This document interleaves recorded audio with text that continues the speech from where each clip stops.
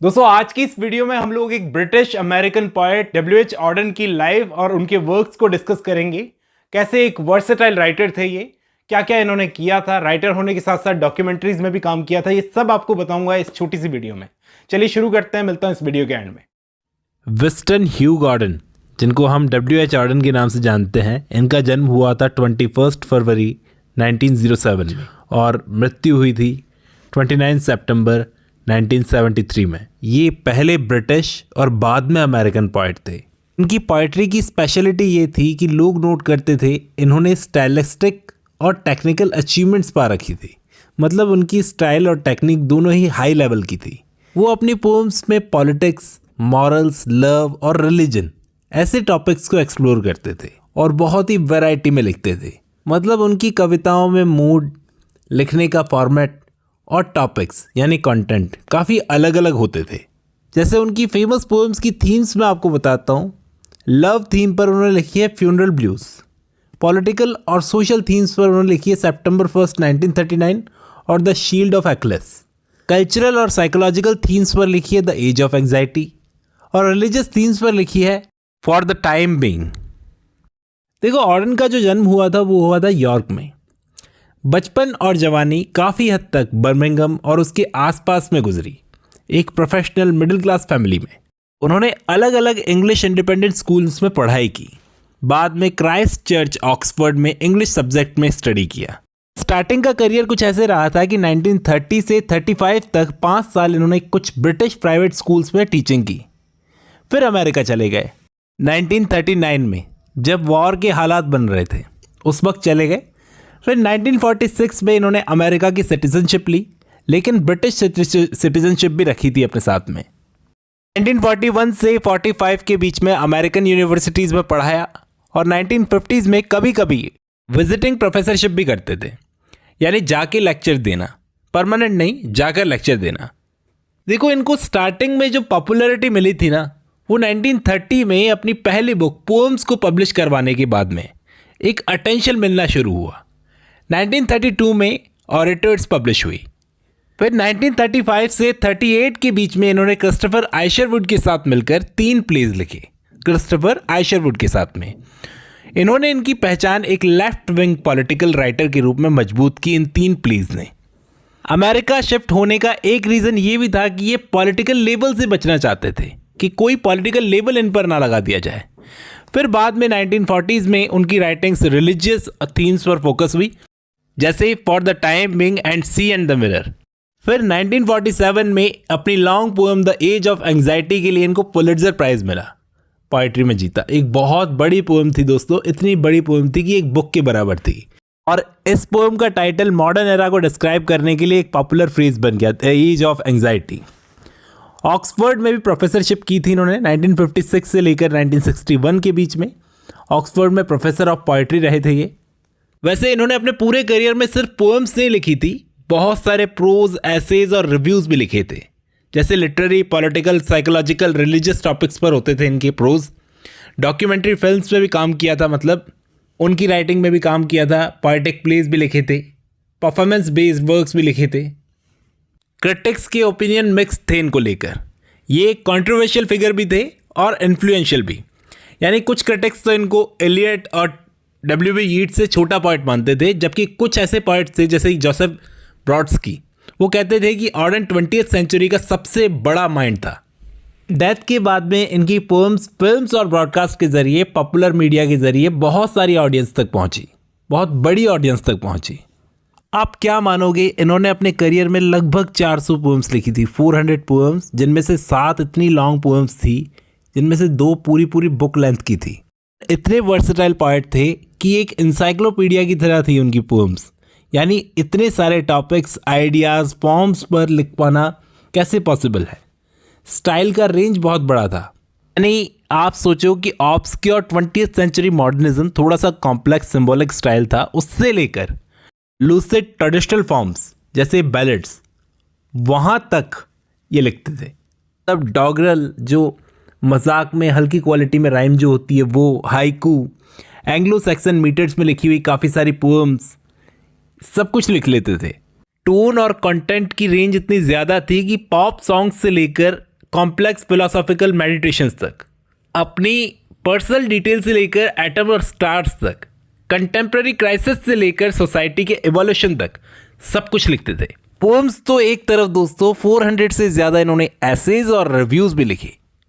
Topics में literature, history, politics, music, religion और बहुत सारे दूसरे सब्जेक्ट्स उन्होंने शामिल किए थे अपनी राइटिंग में। कोलैबोरेशंस की बात करें तो क्रिस्टोफर आइशरवुड, जिनके साथ मिलकर इन्होंने प्लेज लिखे, चेस्टर कैलमन के साथ में ओपेराज लिखे, 1930s में आर्टिस्ट और फिल्म मेकर्स के ग्रुप के साथ में डॉक्यूमेंट्री फिल्म्स पर भी काम किया, 1950-60s में New York pro music early music group के साथ में काम किया। कोलैबोरेशन इन्होंने बहुत किए, इसलिए 1964 में इन्होंने खुद लिखा कोलैबोरेशंस के बारे में कि collaboration has brought me greater erotic joy than any sexual relation I have had. उनके लिए क्रिएटिव जो कोलैबोरेशन था उसका प्लेजर सेक्सुअल रिलेशनशिप से भी ज़्यादा इंटेंस था, वो ऐसा मानते थे। और क्वालिटी थी इनके अंदर कि पोएम्स को रीराइट या डिस्कार्ड करना, यानी आज हम कुछ लिखते हैं तो उसको डिस्कार्ड कर देते हैं, रीराइट कर देते हैं, लेकिन ये उस टाइम पर ये काम करते थे। काफ़ी कंट्रोवर्शियल काम था, बहुत ही कंट्रोवर्शियल तरीके से अपने बाद में जो वर्क्स थे इन्होंने पब्लिश किए, उसमें इन्होंने अपनी फेमस पोएम्स को दोबारा लिखा, डिस्कार्ड कर दिया, हटा दिया। रीज़न उन्होंने लिखा कि वो पोएम्स उनको बोरिंग लगती थी या डिसऑनेस्ट लगती थी, मतलब ऐसे व्यूज़ एक्सप्रेस करती थी जो उन्होंने कभी सच में नहीं माने। बस इसलिए लिख दिया क्योंकि रिटोरिकल इफेक्ट स्ट्रांग होता था उस टाइम पर। सितंबर 1, 1939 जो फेमस पोएम है इनकी, वो भी इस डिस्कार्डेड पोएम्स में शामिल थी। एक स्पेन नाम की पोएम थी, वो भी शामिल थी। इन्होंने पोएम्स लिखने की शुरुआत 1922 में ही कर दी थी, जब वो 15 साल के थे।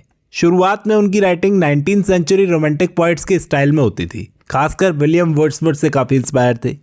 बाद में उन्होंने रूरल लाइफ इंटरेस्ट वाले पोइट्स जैसे कि थॉमस हार्डी, उनसे इंस्पिरेशन ली।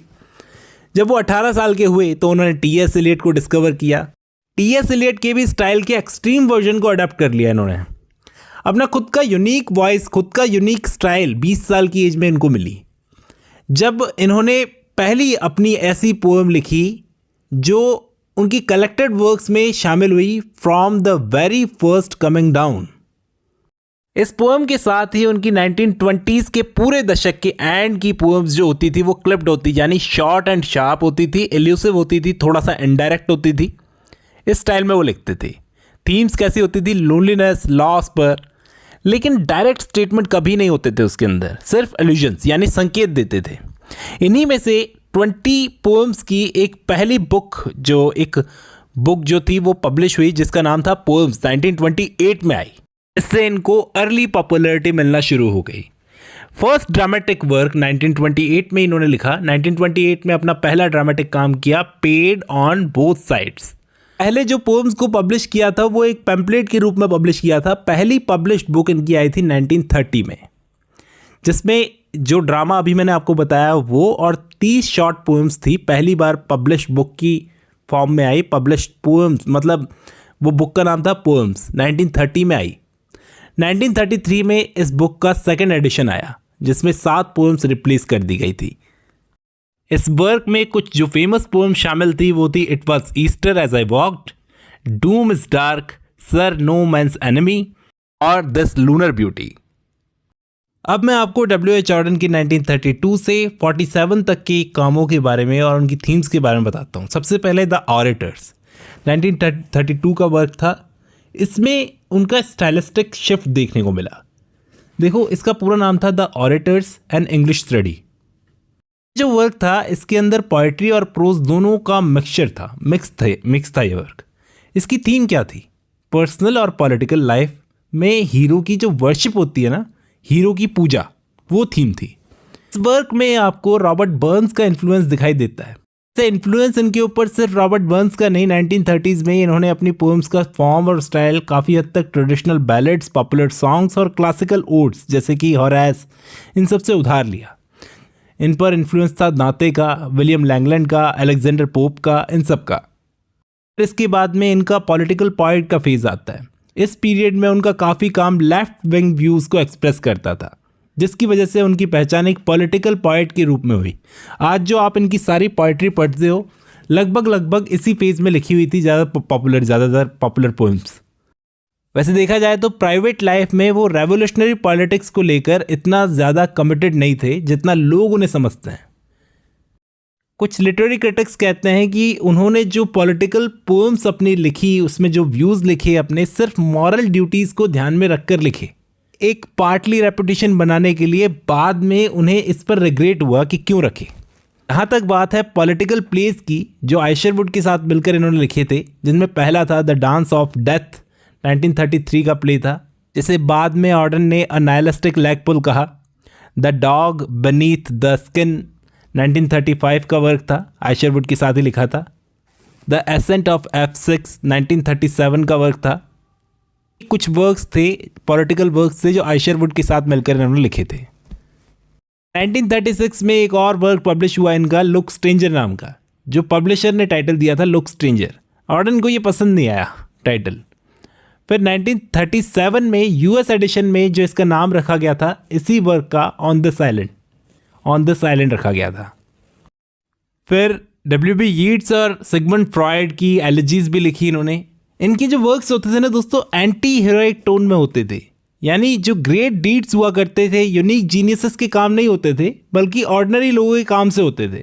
जैसे कि यीट्स को सिली लाइक अस दिखाया, सिगमंड फ्रॉयड को ही वाज़न्ट क्लेवर एट ऑल, मतलब दोनों को टीचर्स के रूप में दिखाया, इंस्पायरिंग हीरोज़ के रूप में नहीं, जैसे वो थे।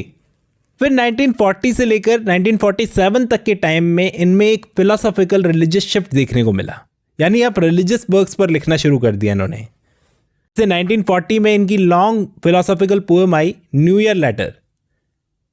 इनकी जो मेजर लॉन्ग पोएम्स थी 1942 से 47 के बीच में आई, जैसे for the time being, the sea and the mirror, जो कि एक कमेंट्री थी on Shakespeare's Tempest, the age of anxiety, जैसा कि मैं आपको बता चुका हूँ, के लिए इनको पुलिट्जर प्राइज मिला था।